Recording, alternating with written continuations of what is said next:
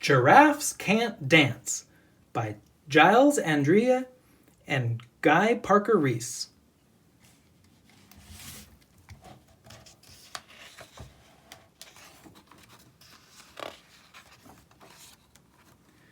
To my cousins at Sandbanks, Giles.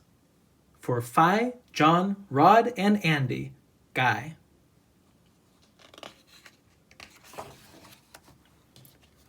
Gerald was a tall giraffe whose neck was long and slim, but his knees were awfully crooked and his legs were rather thin.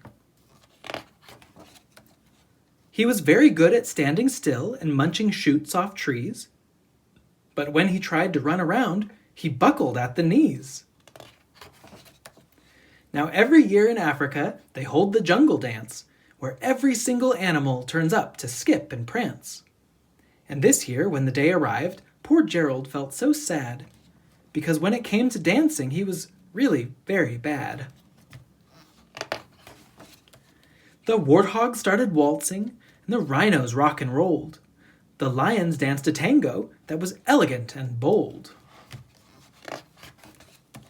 The chimps all did a cha-cha with a very Latin feel, and 8 baboons then teamed up for a splendid Scottish reel. Gerald swallowed bravely as he walked towards the floor, but the lions saw him coming, and they soon began to roar.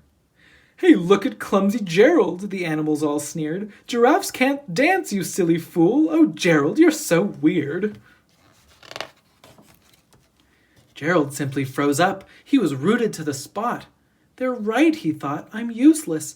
Oh, I feel like such a clot."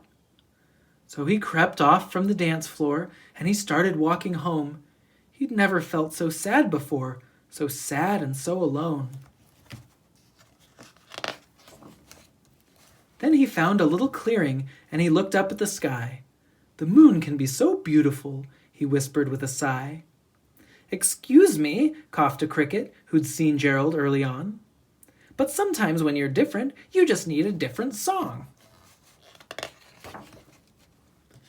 Listen to the swaying grass and listen to the trees. To me, the sweetest music is those branches in the breeze. So imagine that the lovely moon is playing just for you. Everything makes music if you really want it to. With that, the cricket smiled and picked up his violin. Then Gerald felt his body do the most amazing thing. His hooves had started shuffling, making circles on the ground. His neck was gently swaying, and his tail was swishing round. He threw his legs out sideways, and he swung them everywhere. Then he did a backward somersault and leapt up in the air. Gerald felt so wonderful. His mouth was open wide. "I am dancing! Yes, I'm dancing! I am dancing!" Gerald cried. Then one by one, each animal who'd been there at the dance arrived while Gerald boogied on and watched him quite entranced. They shouted, "It's a miracle! We must be in a dream! Gerald's the best dancer that we've ever seen!" "How did you learn to dance like that? Please, Gerald, tell us how." But Gerald simply twirled around and finished with a bow.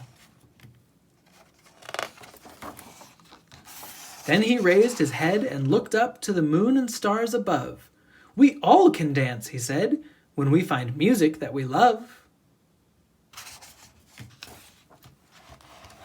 That was Giraffes Can't Dance by Giles, Andreae, and Parker-Rees. And this is EDU Kidspace. Subscribe for more stories, books, and lessons. And if there's something in particular you'd like to learn about, leave us a message in the comments. If you liked this book, you can buy it via the link in the description. And if you liked my reading of it, you can give this video a thumbs up.